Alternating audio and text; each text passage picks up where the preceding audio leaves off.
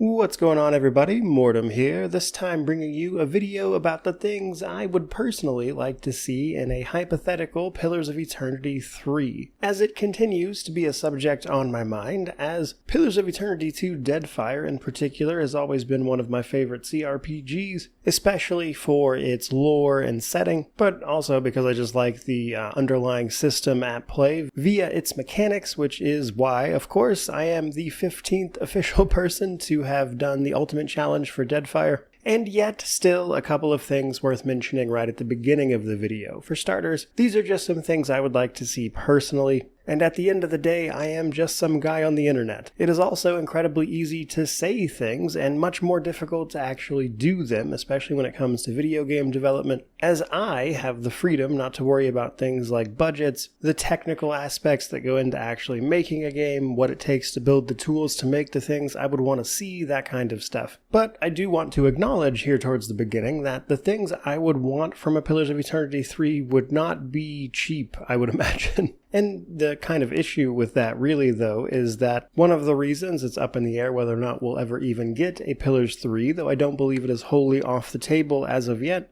ultimately comes down to the fact that Pillars of Eternity 2 was an expensive game to make and ultimately took a while to make a profit. It got there in the end, but it was certainly enough to give pause to the idea of a sequel, not least of which the fact that I think expectations and things have also evolved since this game released, which is also some things we're going to get into here in terms of stuff I would like to see. And while, truth be told, I would be happy to see Pillars 3 at all, even if it has none of this stuff, purely because I really want the final chapter to this story. Pillars 2 ends in a way that kind of feels like reading all but the last few chapters of a book, and I would really like to know what the rest of it was. Though, speaking of the ends of books, probably worth mentioning that I'm going to be spoiling basically all of Pillars 1 and 2, plus a bit of Avowed here. Otherwise, though, all things being equal, this is just a speculative wish list of my own that honestly doesn't really have to line up with reality or things that would be required of a sequel in terms of,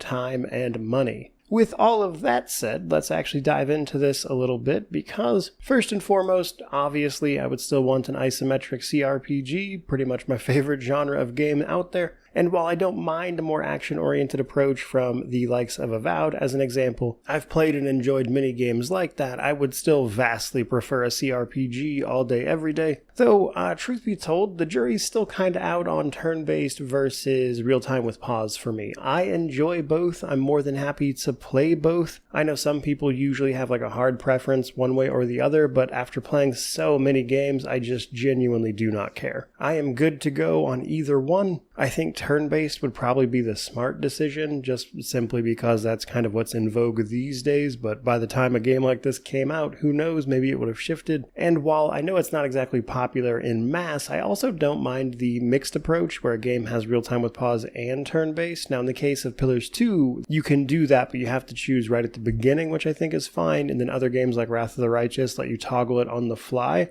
But some of those battles clearly were not made with turn-based in mind because they take forever that way. But either way, I personally would be good to go. From here is where we're going to start getting into the spoilers, because I would personally want this game to take place roughly 50 or so years after the end of Deadfire, and kind of Avowed at the same time, as Avowed only takes place a couple years after Pillars 2 anyway, but about 50 years later. Now, there's a couple reasons for this, one of which is I think it would be an easy excuse to get away from the Watcher of Cadnua, who I think has pretty much run the totality of their story. I don't think it would make sense to continue in a third game as the Watcher of Cadnua specifically, but obviously, you could still potentially be a Watcher, which is someone capable of seeing ghosts and souls, basically, to put it very simply, which is the case for the first two games. However, in 1 and 2, you effectively play the same character canon-wise, And while it wouldn't theoretically be impossible or anything to follow up on the second game with more of their adventures, it just kind of gets to be a bit much to me. It seems unlikely, especially given the nature of the problem they are meant to solve, which brings us to the end of Deadfire. The crux of the end of Deadfire, and why it's such a big cliffhanger, is that Aethys, the god of light, redemption, and a whole bunch of other stuff, smashes the machinery that was built and constructed to control a metaphysical process known as the Wheel, which is basically simply reincarnation. This was a natural process that existed before the gods, as they themselves were just an old civilization known as the Ingwithans, who turned themselves into deities, who then fed off the cycle of the wheel. In order to do that, they made a bunch of machinery to control the flow of it. This has been going on for so long that the natural process can no longer function without the machinery that Aethys destroys at the end of Deadfire. This means a few things. All of the world basically is going to come to a screeching halt after a few generations, because the gods can no longer sustain themselves, as the energy they need to sustain themselves from people passing through the Wheel of Reincarnation is no longer available, which means they will theoretically starve and die. But it also means that after a couple of generations where the stuff already in motion pans out, all of the regular sentient races will also die out, because they'll be replaced with what are called Hollowborn, people born without souls, as nothing is going to come through the wheel after a certain point. So the end of Deadfire puts the entire world on a bit of a ticking time bomb, because if something isn't done to find a more equitable solution for both mortals and the gods that have raised themselves above them, a hierarchy that Aethys thought to smash down,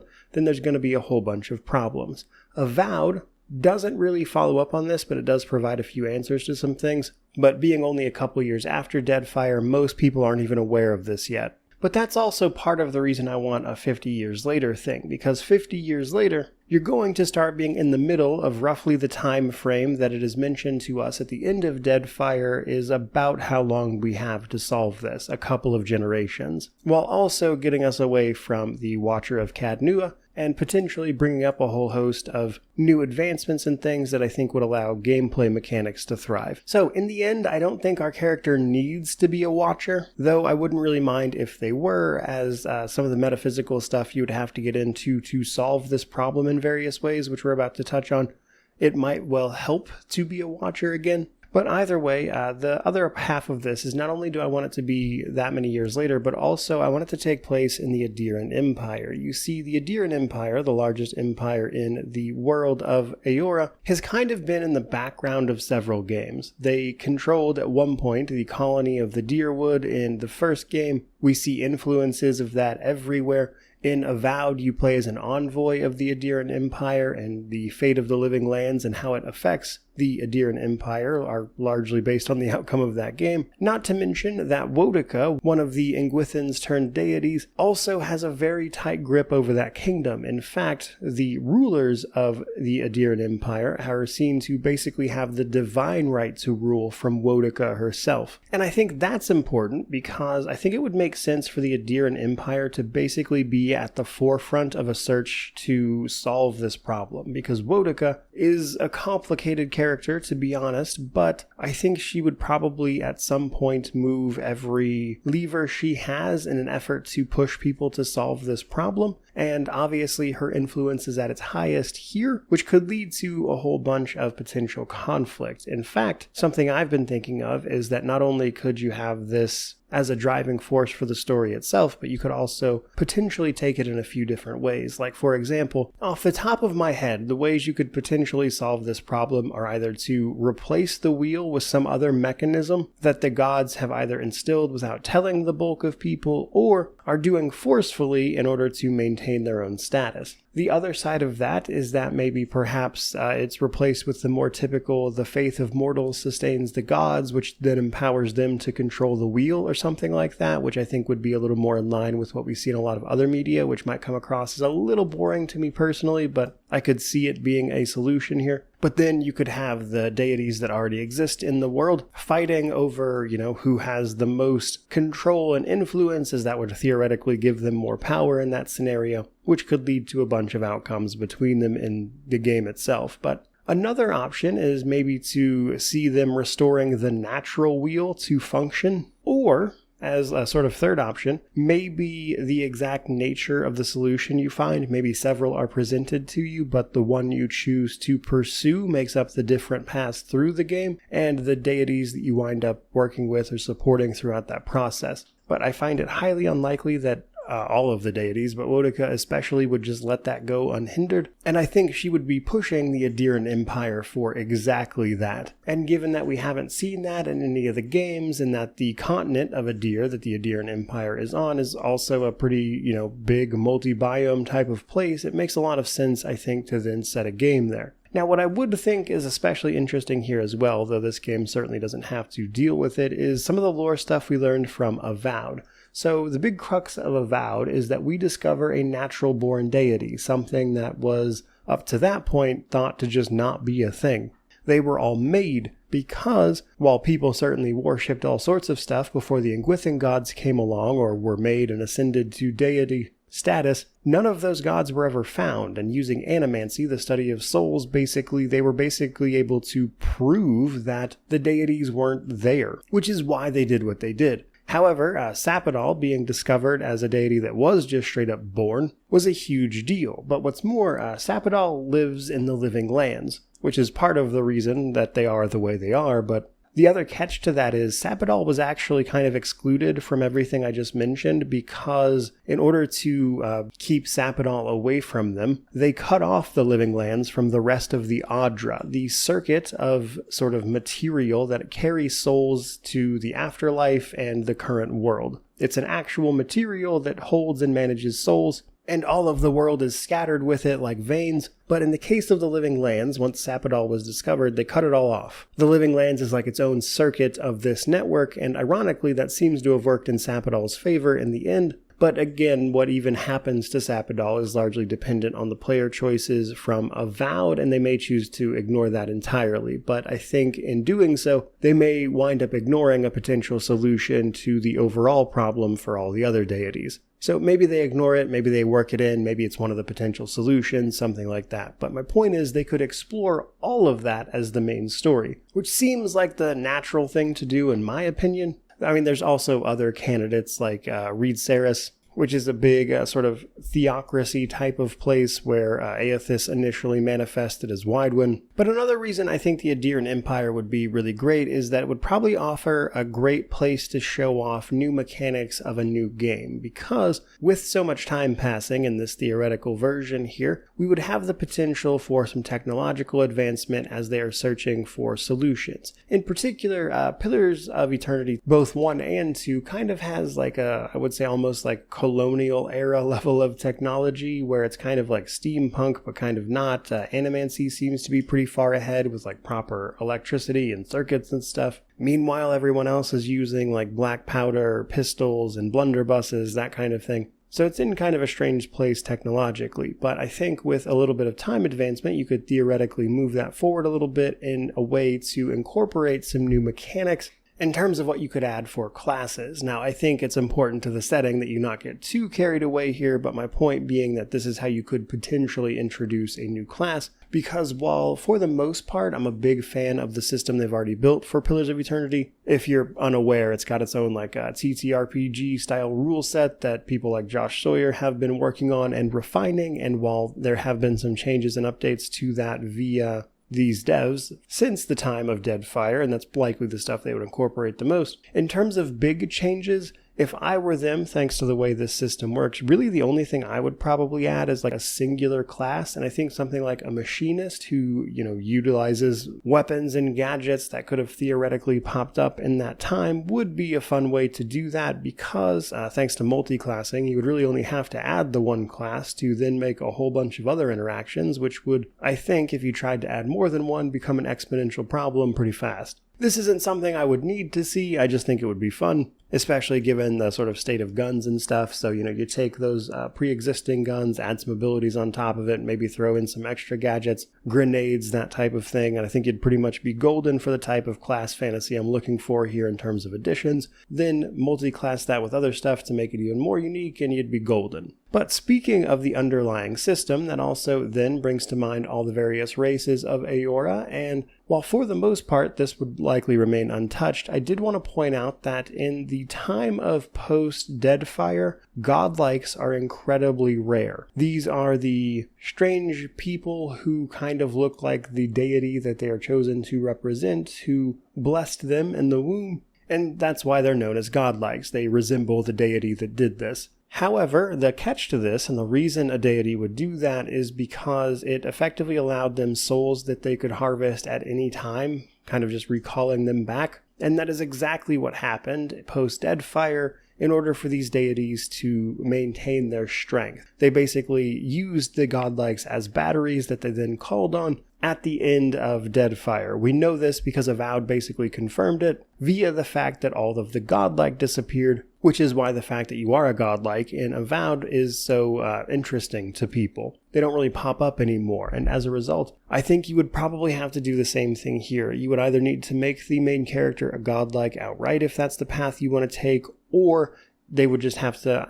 either not be a playable race or be so incredibly rare that everybody comments on it, so it'd be kind of a weird thing to balance, I guess, is my point. Not that I think most people would care beyond me, but still. Outside of taking things like that into account, one of the nice things about this is I don't think that the fundamental rules really need to change, especially when we start getting into the other things I would want from this, which is, of course, the gameplay changes. Now, by far the biggest and most expensive thing that I would probably want updated here is bringing a potential Pillars 3 into a fully 3D space, and yeah, just to make the comparison, not unlike Baldur's Gate 3. Just because that's the conversation everybody wants to have anyway around this stuff these days. But a big reason for that is not so much the individual art style, because I do think the way Pillars 1 and 2 are presented is gorgeous. It also kind of harkens back to the older CRPGs that inspired them, whereas these days I think most people have pretty well moved past that. And I think the way forward here is that more 3D approach, not least of which because it allows for a type of verticality and interactions with the environment that, stuff like pre-rendered backgrounds just does not. Though, somewhat ironically, I think something like Avowed actually makes me feel a little less nervous about this approach, because one thing Avowed did really great is capturing the feeling of the art and the setting of Pillars of Eternity in a 3D space. So, if anything, I think you could definitely do this, but it would not be an easy thing to do, especially the environmental interaction side of things. That's a lot of work, even though it might seem like a simple thing on the player's side. Now, kind of as a side effect of this though, it would have a drastic effect on combat, because all of that 3D space and verticality means that, stuff that has ranges and line of sight, that kind of thing, can then all be affected by the terrain, and so I think that would be enough to mix up combat without necessarily trying to make any big overhauls to the underlying systems that are the Pillars of Eternity rule set. There are actually some other things that I would love to see gameplay-wise though. A return to strongholds. Obsidian has a nice history with making strongholds, both literally in the Pillars of Eternity 1 game via Cadnua, your stronghold, but also their previous titles like Neverwinter Nights 2. You get a stronghold in that game as an example, and they've certainly made plenty more. But a stronghold, basically being a place to manifest your power, comes with some certain story implications. In a situation like this, I think you could easily come up with a scenario in the Adherent Empire where you're given access to a castle or an estate or something from which to conduct your investigations and set out into the world to try to solve this ongoing crisis and run down leads and the like. But what I would also want, however, is for management of it to matter. It's not uncommon to see games with, a stronghold system, especially older ones, but it's rare that it is impactful to the gameplay outside of incredibly minute stuff. So if they're gonna do it, I would want it to be important and actually be something that matters. Obviously, this is somewhere where your companions would come and help you, and on the subject of companions, Obsidian's not really big on romances in games, and neither am I, so on that front, I genuinely don't care what they do. Outside of maybe just simply bringing back previous companions to act as advisors to this new endeavor, or at least the ones that would make sense for them to still be alive, that kind of thing, or maybe just simply greatly aged and that's why they're acting as an advisor, for an example. But personally, I would give them a lot of leeway on that front, especially because something I would rather them explore actually is something like more soul maladies. So this has been a thing in all the games actually, but because of the way the process of the wheel works with basically pushing souls into bodies, that kind of things can sometimes just go wrong, and these things that go wrong are often referred to as soul maladies. various problems that can crop up. And I think it would be really interesting to take the established stuff and then twist it in some way with the wheel finally trying to stop working. Maybe this causes all sorts of new soul maladies, which could then be the subject of things like the current state of animancy, as animancers would almost certainly be trying to devise some plan to deal with the situation, and I think they would come across this stuff rather naturally, and that could be a potential fun way to explore and handle some content on the side. But either way, I would say that's kind of just about everything really that I personally had in mind for this. I think getting any more specific than this would honestly maybe just be setting myself up for disappointment, as I've already kind of thought about this quite a lot, as you would imagine. And while this is just the stuff that I've come up with from having enjoyed the series so much, obviously if a game were ever to actually get made, I'm sure the people making it would have their own ideas and the things they would want to implement or do that I would be just as interested in seeing. And who knows, maybe if we ever actually get a Pillars 3, or if it by some miracle comes to fruition, maybe we can compare it to this video and have a good laugh. But much in the way that I have made many videos talking about the things I'd want from a future Pathfinder game, I wanted to do something similar here, and honestly it sounded kind of fun, which is why I made this video. So hopefully you enjoyed all of that. If you did, by all means, like, comment, subscribe, all that YouTube jazz. I love a good CRPG, and I plan on talking about many more of them, but in the meantime, I'd love to know what you think about all of this down in the comment section below. But regardless of any of that, truly, just thank you so much for watching. I really do appreciate it. May you wander in wisdom and have an amazing day.